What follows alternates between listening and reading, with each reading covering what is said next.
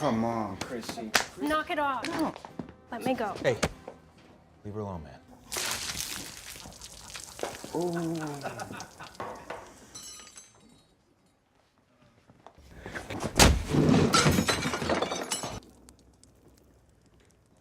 Asshole, don't forget your tip.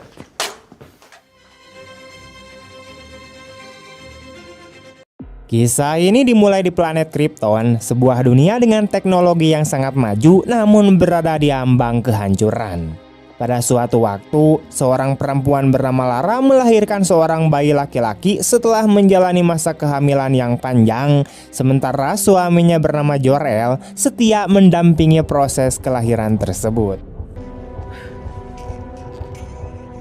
Bayi ini menjadi kelahiran alami pertama dalam ratusan tahun terakhir, sebuah peristiwa yang sangat langka terjadi di Krypton karena selama ini seluruh penduduk diciptakan melalui rekayasa genetika.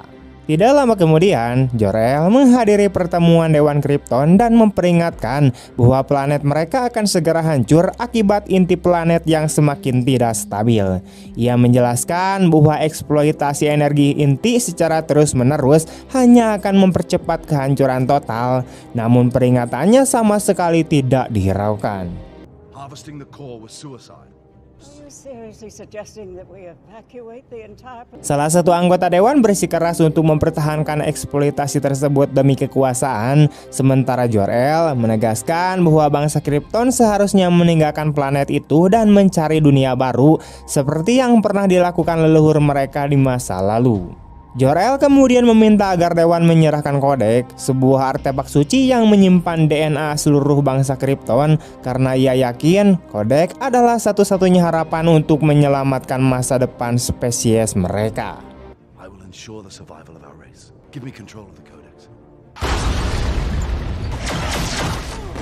Namun sebelum Dewan sempat mengambil keputusan, Jenderal Zod datang bersama pasukannya dan melancarkan kudeta militer dengan merebut kekuasaan secara paksa. This council has been disbanded. Will be tried and punished accordingly. On whose authority? Fine. Zod dan Jor-El pernah menjadi sahabat, tetapi kini mereka berada di jalan yang saling bertentangan. Jor-El menolak mendukung kekerasan dan menentang pengambilan alih kekuasaan tersebut, sehingga Zod memerintahkan agar Jor-El ditangkap. Dengan bantuan teknologi canggih, Jor-El berhasil meloloskan diri, sementara pasukan Zod terlibat pertempuran sengit melawan para penjaga dewan di luar gedung.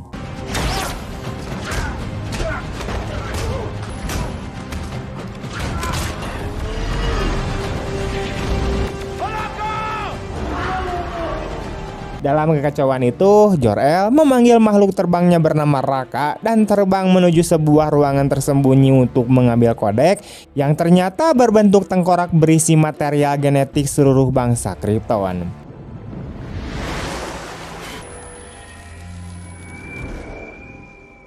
Saat hendak melarikan diri, ia dihadang oleh salah satu prajurit Zod dan diminta menyerahkan kodek, namun Jor-El menolak dan memilih melawan.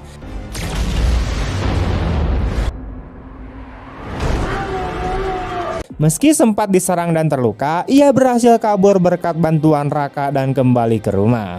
Di sana, Jor-El dan Lara menyiapkan sebuah kapsul untuk mengirim bayi mereka ke bumi, sekaligus menyembunyikan kodek di dalam pesawat tersebut agar sang anak membawa masa depan seluruh bangsa Krypton. Lara diliputi kecemasan dan takut anak mereka akan terbunuh di planet asing, tetapi Jor-El meyakinkannya bahwa sang anak akan tumbuh menjadi sosok luar biasa dan dipandang sebagai makhluk agung oleh penduduk bumi. Beberapa saat sebelum peluncuran, Zod tiba dan menyerbu rumah mereka. Jor-El mengenakan baju perangnya dan menghadapi mantan sahabatnya itu secara langsung. Dalam konfrontasi tersebut, Zod menuntut penjelasan mengenai keberadaan kodek. Hingga akhirnya Jor-El mengungkap fakta terpenting bahwa bayi yang ia kirim lahir secara alami, sesuatu yang telah lama ditinggalkan oleh bangsa Krypton. Menyadari rencana Jor-El, Zod memerintahkan pasukannya untuk menghancurkan kapsul bayi tersebut, tetapi semuanya sudah terlambat karena pesawat yang membawa Kal-El telah diluncurkan.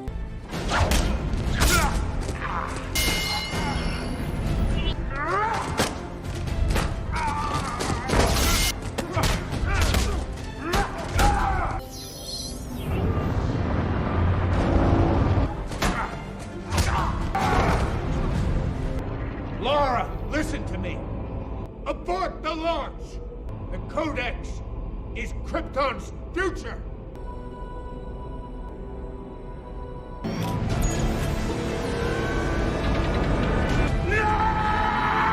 Lara hampir bisa menyaksikan putranya meninggalkan Krypton menuju bumi.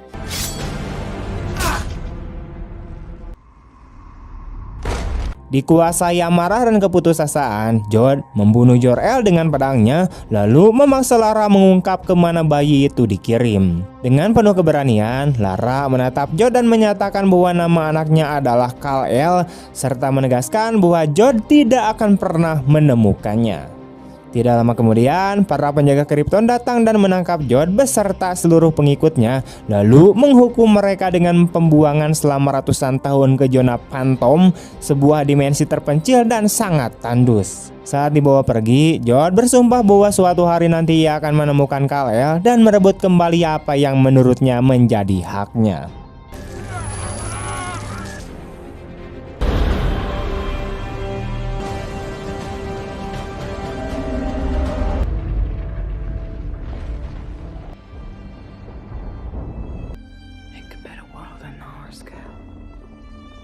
Setelah mereka dibuang, kehancuran yang sesungguhnya pun terjadi dan planet Krypton akhirnya runtuh secara meledak.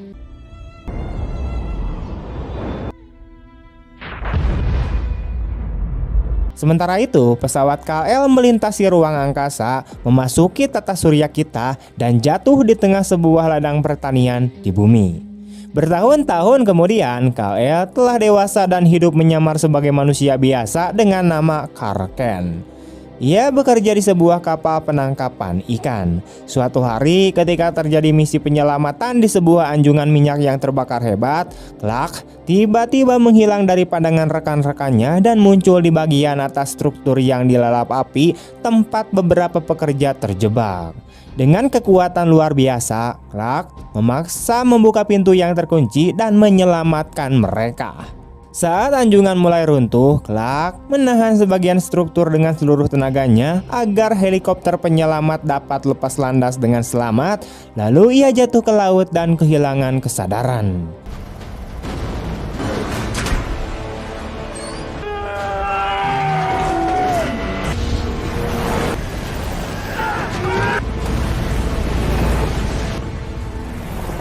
Ketika tenggelam, ingatannya kembali ke masa kecilnya saat ia mulai menyadari kemampuannya mendengar segala sesuatu di sekitarnya, termasuk detak jantung orang lain, serta melihat bagian dalam tubuh manusia seperti tulang dan organ, seolah memiliki penglihatan sinar X.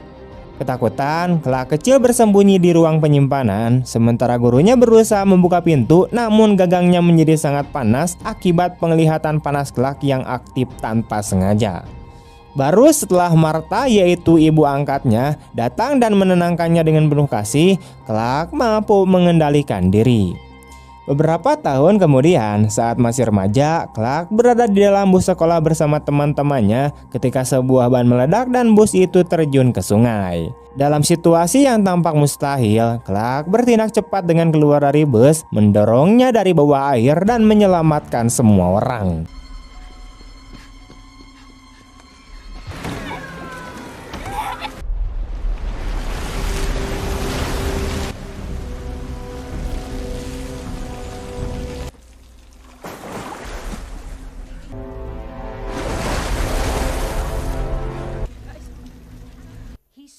What Clark did. This was providence. I'm sure what he thought he saw Was an act of God, Jonathan. Di rumah, Jonathan, yaitu ayah angkatnya, merasa khawatir dan memperingatkan Clark tentang bahaya memperlihatkan kekuatannya kepada dunia. Clark beralasan bahwa ia tidak sanggup membiarkan orang-orang mati, dan meskipun Jonathan memahami perasaannya, ia tetap menegaskan bahwa rahasia itu harus dijaga. Jonathan kemudian membawa Clark ke ruang bawah tanah, menunjukkan pesawat luar angkasa yang membawanya ke bumi, sekaligus menyerahkan sebuah liontin misterius dan mengungkapkan bahwa Clark bukan berasal dari bumi, namun akan selalu menjadi putranya. Ia juga mengatakan bahwa suatu hari nanti Clark akan mengetahui alasan mengapa ia dikirim ke planet ini. That's another way of saying that it's not from this world, Clark. And neither are you. And he sent you here for a reason, Clark. I just keep pretending I'm your son? You are my son. But somewhere out there, you have another father too who gave you another name. Owe it to yourself to find out what that reason is. Kini, sebagai orang dewasa, Clark bekerja sebagai pelayan di sebuah restoran hingga suatu hari ia mendengar percakapan para tentara Kanada mengenai sebuah penemuan misterius yang mereka sebut sebagai objek anomali. Rasa ingin tahu mendorong Clark untuk menyelidikinya, meskipun para tentara menyadari ketertarikannya dan merasa tidak nyaman.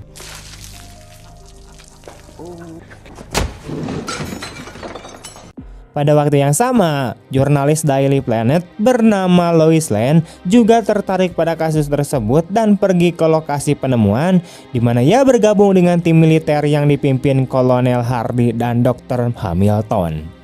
Clark turut berada di sana dengan menyamar. Tim tersebut memperlihatkan sebuah objek raksasa sepanjang lebih dari 300 meter yang terkubur di bawah lapisan es tebal dan diperkirakan telah berada di sana selama lebih dari 20.000 tahun. Lois mengambil beberapa foto dan menyadari Clark mendekati area terlarang tanpa mengetahui bahwa ia telah membuka jalan menggunakan penglihatan panasnya.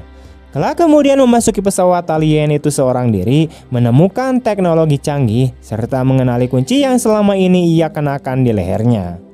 Ketika seorang petugas keamanan mencoba menghentikannya, Clark justru mengaktifkan sistem pesawat tersebut dengan kunci itu yang mengidentifikasinya sebagai bangsa Krypton, hingga muncul proyeksi Jor-El dalam bentuk kecerdasan buatan yang memiliki kesadaran ayah kandungnya dan mulai membimbing Clark menjelajahi pesawat. Sementara tanpa disadari, Lois Lane menyelinap masuk dan terdeteksi oleh sistem keamanan.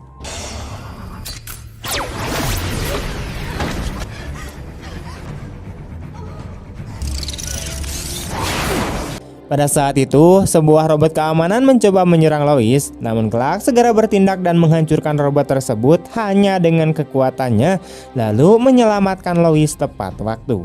Karena Lois mengalami luka yang cukup parah, Clark menggunakan penglihatan panasnya untuk menutup luka tersebut agar pendarahan berhenti.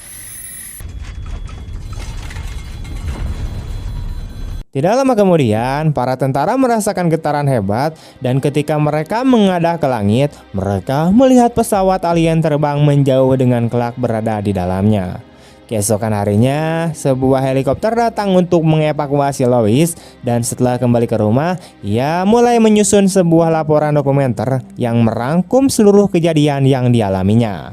Namun, ketika mencoba mempublikasikan laporan tersebut, atasannya di Daily Planet yang bernama Perry White menolak keras karena tidak ingin membuat cerita tentang alien. Tidak menyerah, Lois memutuskan mempublikasikan laporannya di sebuah situs alternatif, berharap pria misterius bernama Clark akan membaca tulisan itu dan mengetahui bahwa ia mempercayainya. Sementara itu di dalam pesawat, Clark berkomunikasi dengan hologram ayahnya yaitu Jor-El yang kemudian menjelaskan secara rinci tentang Krypton, sebuah planet yang sangat maju namun juga penuh bahaya. Jor-El menceritakan bahwa para penjelajah Krypton dahulu menjelajahi galaksi untuk mencari planet-planet baru yang dapat dikolonisasi, dan pesawat yang ditemukan Clark merupakan bagian dari misi tersebut. Hingga akhirnya kehancuran Krypton terjadi akibat ketergantungan mereka pada energi inti planet. Jor-El juga menjelaskan upaya kudeta yang dilakukan Jod yang pada akhirnya gagal menyelamatkan planet mereka. Ia kemudian memperlihatkan simbol keluarga mereka, huruf S yang melambangkan harapan, dan menyerahkan sebuah pakaian khusus yang dirancang untuk Clark gunakan. Jor-El menjelaskan bahwa tubuh Clark sebagai bangsa Krypton menyerap radiasi matahari bumi, memberinya kekuatan, kecepatan, daya tahan, serta kemampuan luar biasa lainnya, dan mendorong Clark untuk menggali seluruh potensi dirinya. Clark pun mulai melatih kemampuannya, terutama mencoba terbang.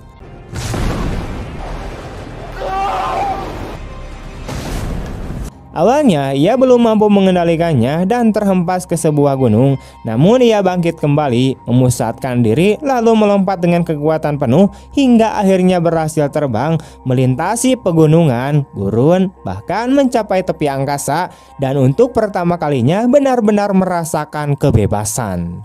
Di sisi lain, Lois terus menyelidiki masa lalu Clark dengan mengunjungi Smallville dan menemukan Petros, yaitu teman sekolah lama Clark yang menunjukkan lokasi rumah tempat Clark dibesarkan. Ia kemudian mengunjungi makam Jonathan Kent dan di sana ia merasa kehadiran seseorang hingga akhirnya melihat Clark berdiri di hadapannya.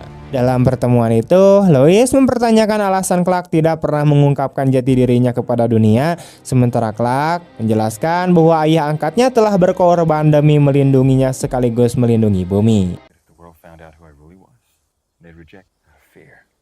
Clark mengingat kembali malam saat tornado melanda ketika Jonathan kembali ke jalan untuk menyelamatkan anjing keluarga dan mengalami kecelakaan. Padahal Clark sebenarnya bisa menyelamatkannya, namun Jonathan hanya memberi isyarat agar ia tidak melakukannya, memilih mengorbankan diri demi menjaga rahasia sang anak.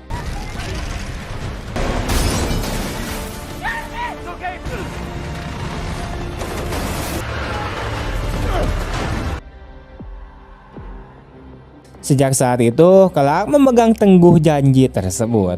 Tersentuh oleh kisah itu, Lois memutuskan untuk tidak mempublikasikan apapun dan ketika kembali bekerja, ia mengatakan bahwa semua tulisannya hanyalah cerita fiksi. Beberapa waktu kemudian, Clark kembali ke rumah dan bertemu kembali dengan ibunya. Di Pentagon, Jenderal Swanwick menerima laporan darurat mengenai sebuah pesawat alien yang terdeteksi di dekat bulan dan Clark bersama ibunya menyaksikan perkembangan situasi itu dari ladang pertanian mereka. Tak lama kemudian setelah itu, seluruh sistem komunikasi di bumi diretas dan pesan dari Jod disiarkan seluruh dunia, menyatakan bahwa bumi tidak sendirian dan menuntut agar Kryptonian yang hidup di antara manusia menyerahkan diri atau planet ini akan dihancurkan. Keesokan harinya, surat kabar mengungkap bahwa Lois mengetahui identitas pengunjung tersebut.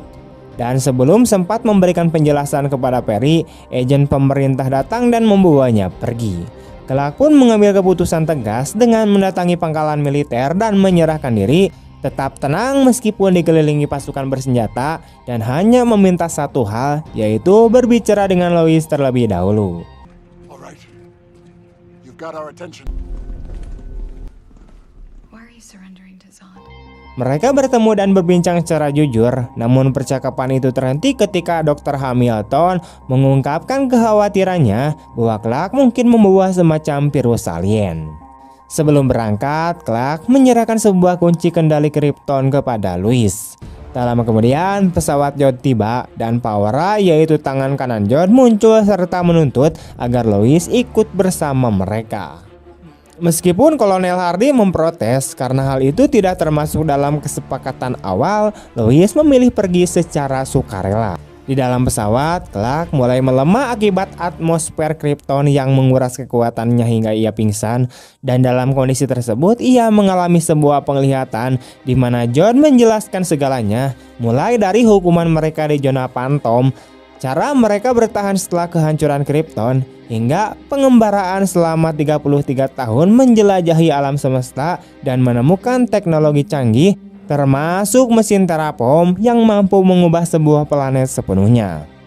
Jod juga mengungkap bahwa ia menemukan bumi setelah Clark mengaktifkan pesawat Krypton di dalam es karena sinyal tersebut memperlihatkan lokasinya, serta mengungkap rahasia terbesar bahwa kodek telah ditanamkan Jor-El ke dalam kapsul Kal-El, menjadikan Clark sebagai kunci masa depan bangsa Krypton yang ingin ia gunakan untuk membangun kembali Krypton di bumi. Clark kemudian terbangun dalam keadaan terbogol di atas meja, dijaga oleh seorang prajurit bernama Jack yang mengejek kelemahannya. Sementara di ruangan lain, Lois menggunakan kunci yang diberikan Clark untuk mengakses terminal dan memunculkan hologram Jor-El yang kemudian membimbingnya secara detail untuk meloloskan diri. We need to move quickly. Retrieve the command key.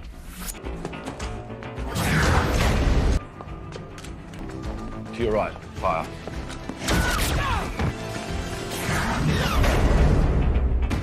Behind you.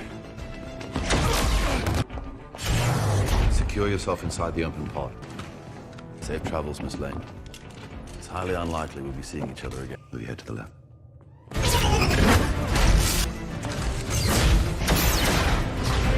Seiring berjalannya waktu, pengaruh atmosfer Krypton terhadap Clark melemah dan kekuatannya kembali pulih, sehingga dengan bantuan Jor-El, Clark menghancurkan sebagian pesawat dan berhasil menyelamatkan Lois tepat waktu. Saat kembali ke bumi, Clark merasakan bahwa sesuatu telah terjadi karena Jod telah tiba di Smallville dan mencari kodek, bahkan menginvasi rumah Martha yaitu ibu Clark. Sementara itu, Paura membawa kapsul Kal-El yang ternyata tidak berisi kodek, membuat Jod murka dan mengancam Martha hingga Clark muncul dengan kemarahan penuh dan menjatuhkan Jod dengan kekuatan dahsyat.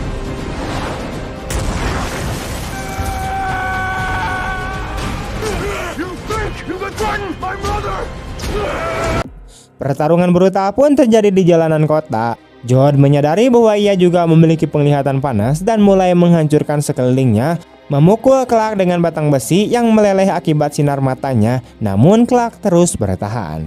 Jod menyatakan bahwa ia telah dilatih sejak lahir untuk menguasai seluruh kemampuan bangsa Krypton, termasuk terbang, dan pertempuran mereka berlanjut hingga Jod melempar Clark ke luar angkasa. Meski demikian, Clark kembali dan pertarungan berlanjut di dalam sebuah museum.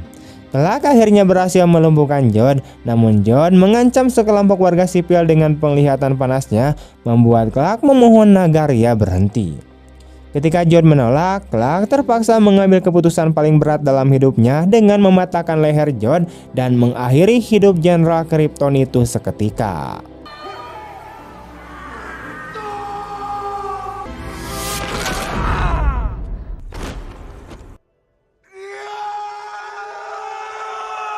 Lois menyaksikan kejadian tersebut dengan hati hancur, sementara raut wajah Clark menunjukkan betapa mahal harga yang harus ia bayar karena harus mengorbankan sisa terakhir bangsanya demi melindungi umat manusia.